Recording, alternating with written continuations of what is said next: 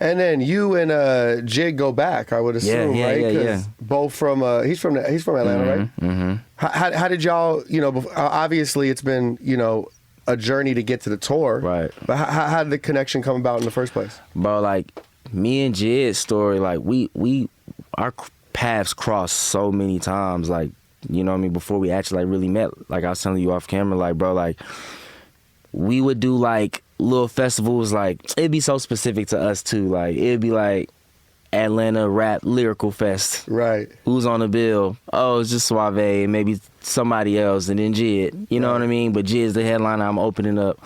So I grew up seeing him, like, a lot, you know what I mean? But we never really, like, got close. But then, like, I think right before 2020, okay, he was working on his album. He hit me. He's like, yo, bro, pull up to the studio. You know what I mean? Like, I like your shit. Yeah. And, like, I had just met, like, both of Earth Gang, like, maybe a couple weeks before that. Nice. And they was like, bro, we've been playing your shit, like, in the studio. Like, this shit's hard. Knocking you know it. what I mean? And I'm like, damn. And then I went in the studio with J.I.D.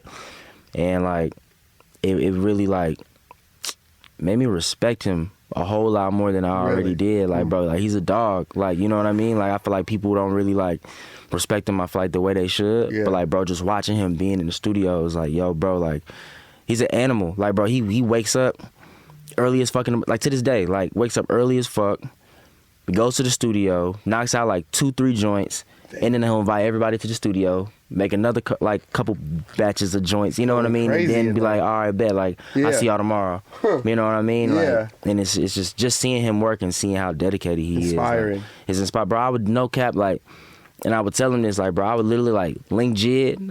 and be with him throughout the whole day just to go home and make a song. Like, it's songs on my album that wouldn't exist if I didn't meet J.I.D. in that day, or if I wasn't with J.I.D. in that day. Wow. No funny shit. I love that. Just steel sharpens steel, you know what I'm saying? Does it get competitive at sometimes? Nigga, what? I could imagine. Like, man, what? Like, but he's a hyper competitive. I'm a hyper competitive. We both come from sports. Like, he came from football. I came from basketball. Right. So, like, our competitive nature is just there all the time. We can't even really have a conversation without being competitive. You know what I'm saying? Like, even with, like, we talk about little shit like Madden. Like, it was like, bro, yeah, you know what I mean? It's little shit, but, like, but specifically, especially with rap, like, you know what I mean? Like, we both, like, uber duper competitive, like, you know what I mean? And then being from the city, like, being who we are in the city, like, being, like, underdog Atlanta quote unquote lyricist, like, that shit don't even make sense. Like, it was hard for me and him and everybody